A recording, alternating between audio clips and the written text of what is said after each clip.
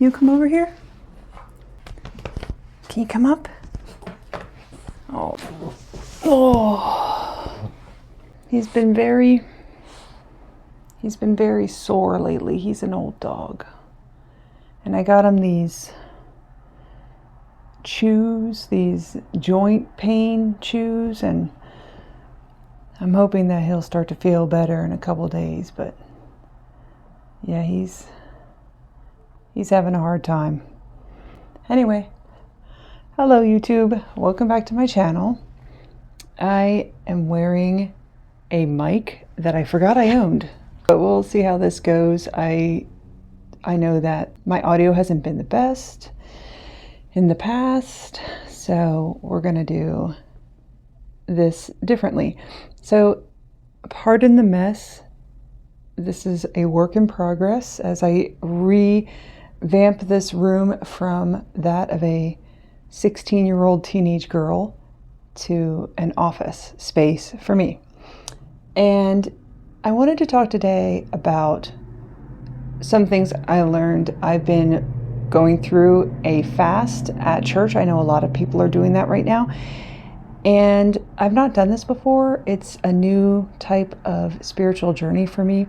I've only been a Christian for about 5 years. I had no or very little exposure to Christianity prior to finding God and finding salvation.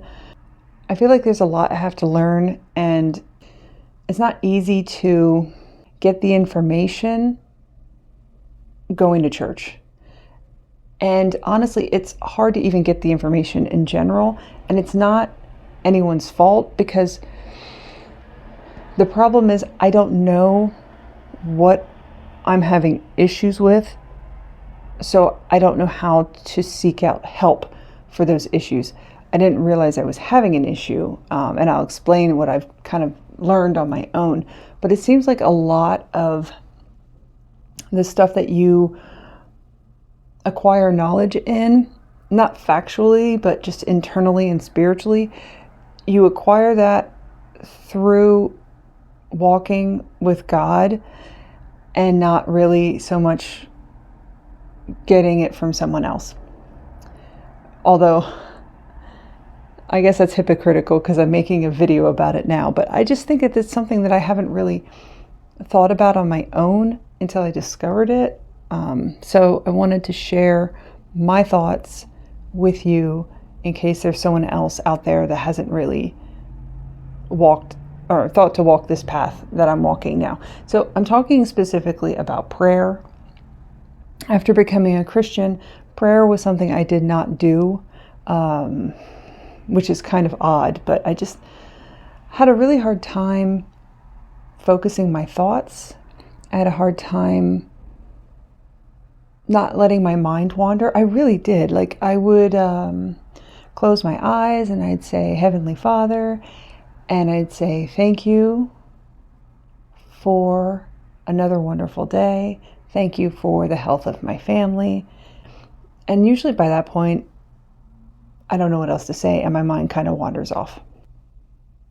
Doing this fast, the spiritual fast with church, the fast itself is more of a personal choice, but every morning I've been pretty diligently, I missed one day because of snow, but they didn't even have it, but I've been diligently going at 6:30 every morning to pray with the others that are involved in the fast.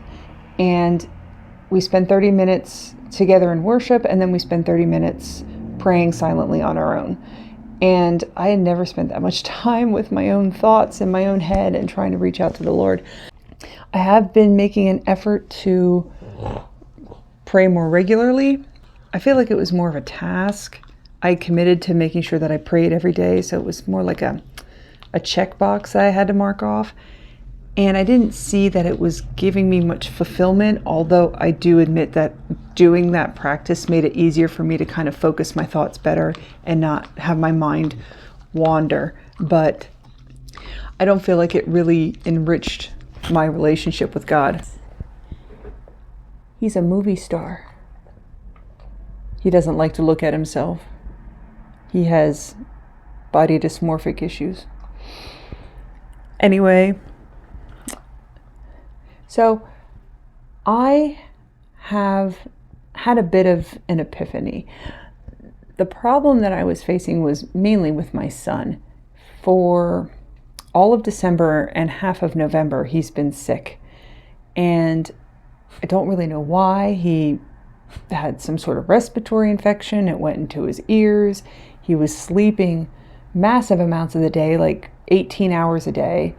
And he kept getting a fever, and then it would go away, and then it would come back again. And he stopped eating. He went days without eating. Fortunately, he was still drinking, but he went 3 or 4 days and ate maybe 100 calories each day, just little, like a bag of fruit snacks, and that was it. So I am a nurse, and a lot of times they say nurses make the worst patients, because we usually feel like we have a handle on things. We don't go to the doctor unless we absolutely have to. And I took him to the doctor because I thought he might need IV fluids. I thought he might need a feeding tube. I didn't know what to do. December 30th, which was the weekend before, No.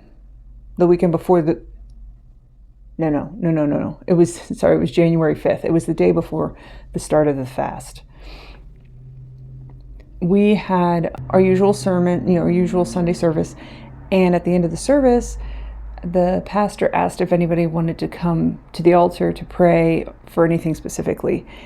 And I felt like that was as good a time as any to ask God to help heal my son.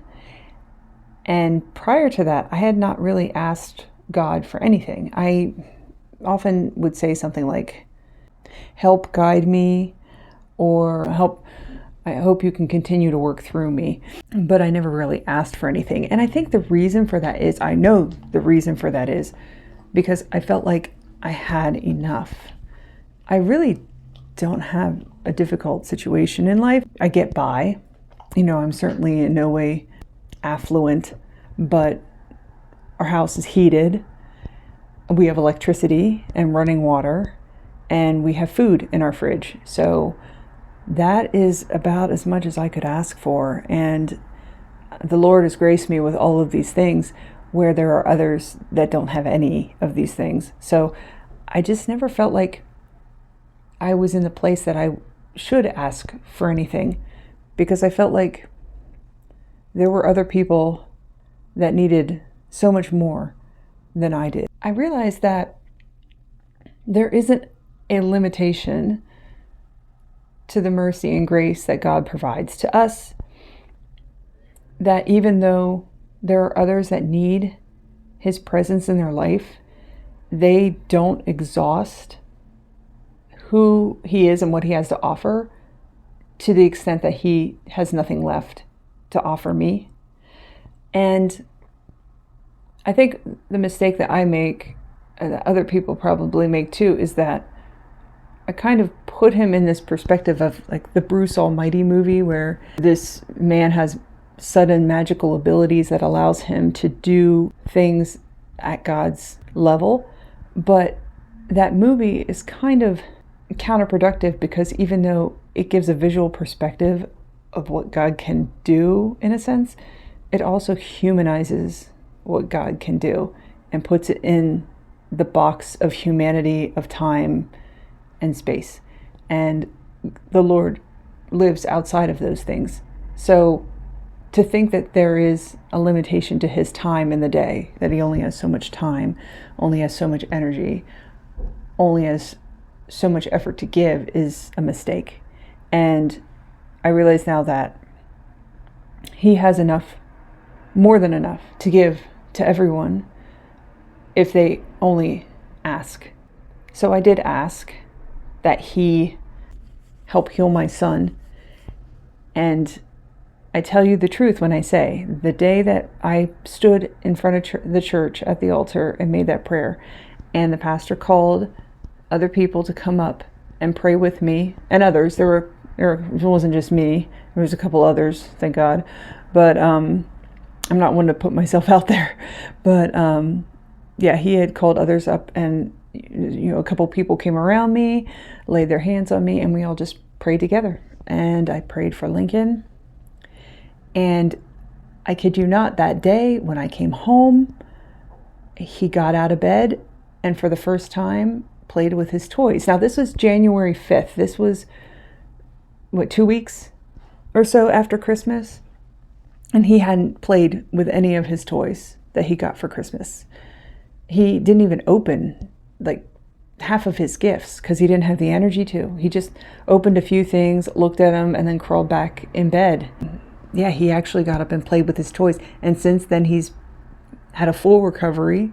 He didn't relapse because, like I said, he kept getting a fever and that would go away. He didn't have anything like that happen.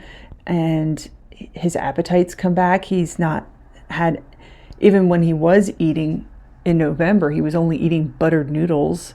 But now he's actually eating a diverse amount of food, that the same things that he was eating back in September and October.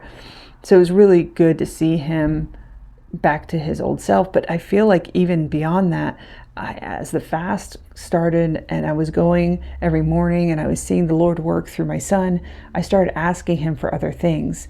And one of the things I asked for every morning was that he continue to work through Lincoln. And I do feel that Lincoln has had a lot of other changes as far as his speech. I don't want to get into the weeds with this. I might do another video at the end of the fast with a full reflection because I'm only halfway through it. But he's made some improvement with his speech. We'll just leave it at that. And I'll go into more detail later because I feel like every day I'm seeing him accelerate and it's kind of exciting. I don't feel like any of this would have been possible had I not reached out to God and asked for his guidance, asked for his healing, asked for him to help me. And I think that the main point of this video and what I really wanted to stress was that asking these things was a form of surrender. And that was one of the hardest things I had to wrap my head around when I first became a Christian. Just the idea that when things are difficult, when things are tough, when you don't know what to do, you just kind of lay it at the feet of God, lay it at the feet of Jesus Christ and say, Lord, show me what to do. Lord, guide me through this. Lord, give me direction. Lord, help me. And there is power in that prayer. I was kind of like, I don't know, even as a Christian, I was kind of skeptical about prayer because it's so supernatural. It works in this realm that can't be seen, the unseen realm. And just the idea that if you close your eyes and wish hard enough, your dreams will come true is very Disney-esque. So as a grown-up, it's hard to wrap your mind around the reality of that because it sounds very fantasy. It sounds like a fantasy. But I do see it working in me. I do see it working around me. And I could write away one incident as a coincidence, but there are just too many and too often to chalk it up as a coincidence. I feel the Lord's presence in my life. And up until this point, it's been kind of hit or miss about my comfort level talking about these things, but I have decided to devote myself fully to God in all that I do and stop separating this Christian part of me as a little secret that I tuck away in the closet when I want to pretend to be normal. And that's kind of what I was doing. So it's going to be transformative, but this is definitely a good step in that direction. Just asking is surrendering, and asking with the knowledge that you will get those things that are needed. I'm not Joel Osteening you. I made that word up, but I'm not talking about, oh, I need $1 million and praying for it and getting $1 million. I'm talking about healing the sick. I'm talking about the things that are outside of Caesar, so to speak. Let those things that belong to Caesar go to Caesar, and that's anything that's monetary. But I'm just talking about the spirit and the soul and the healing and just the growth and development and all these things that the Lord can influence. I see him working in those places. So I hope this was helpful to somebody. I feel like I can continue to grow. I think that there's never a time where you stop growing. And I just want to be able to share that with you, which was not something I was comfortable doing before. So be gentle, but I will talk to you in the next video. Bye. Say bye. Say bye.